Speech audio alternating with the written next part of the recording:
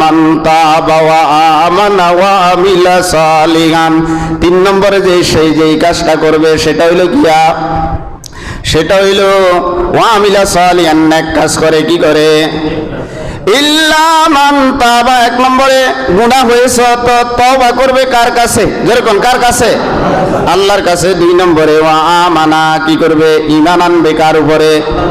ওয়া আমানা ওয়া আমিলা সালিহান।